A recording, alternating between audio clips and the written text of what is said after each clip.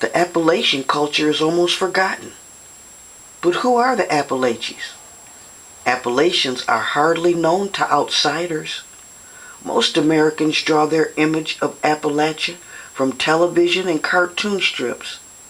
These mountaineers are usually portrayed as shiftless, ignorant people living in ramshackle cabins, poor whites working corn whiskey stills.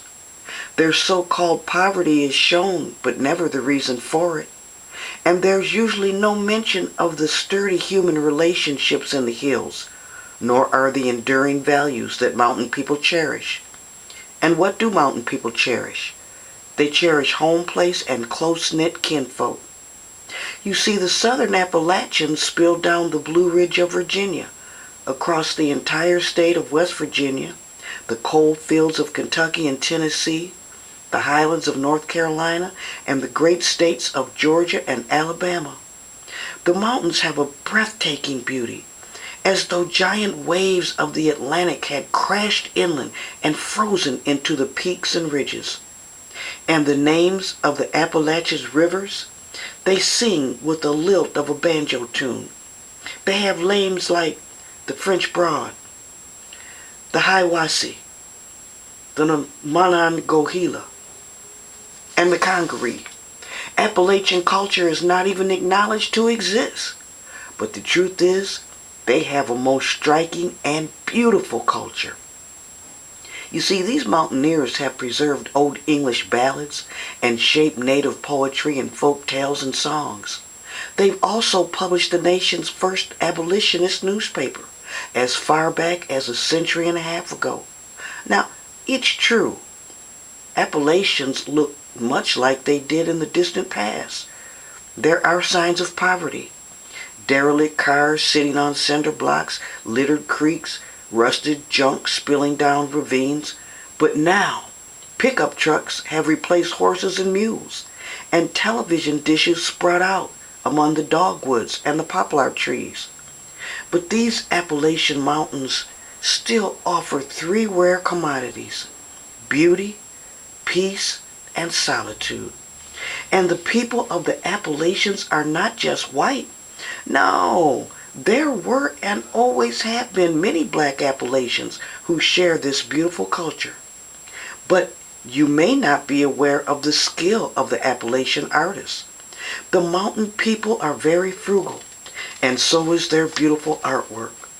They save scraps of cloth and old wood and nails, and they make use of what they have to create folk art that deserves to be acknowledged. Now, these folk artists use their hands with a skill that's second to none. Their names may be unknown, but their folk art will always be a great part of history. They have names like Charlie Lucas, who's a black man, S.L. Jones, and a black man named Dilmus Hall, Elmer Richmond, Clyde Whiteside, and Minnie Atkins. I love and respect the folk art and songs and the poetry of the Appalachian, and you should take time to learn of them. When you look at the art of Appalachia, you can't help but see a remnant of our motherland, a land we all originated from, Africa. The use of nails and raffia, wood and clay, obviously has African rudiments. I guess it's true that the origins of a people is bound to reproduce itself. So this video is a tribute and acknowledgement of the great people of Appalachia. They are oftentimes an ignored and forgotten people, but they're an important part of American and world culture. Now, I personally know a man who lives in Georgia, and he creates beautiful Appalachian art. His name is Arthur Leon Bell. And watching him create his folk art is almost spiritual. It's so pure. You're looking at some of his folk art right now. But to fully understand Appalachian art, you have to travel to the mountains, spend time with the artists, and learn how they live, and listen to them talk about their artwork. You have to travel the back roads of Appalachia. They are a plain and hearty people. They are no-nonsense people. They don't engage in small talk or unimportant trivia. They're forthright and true. They're solitary lovers of nature and know how to make something out of nothing. And that's a skill most of the rest of the world knows nothing about. If a catastrophic event happened, you can bet the mountain people will not panic, and they will know what to do. We could learn a great deal from them and their way of life. So add them to your bucket list.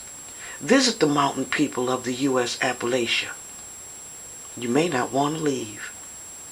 Well, like, subscribe, be a genius. Think for yourself. This is a Logic channel.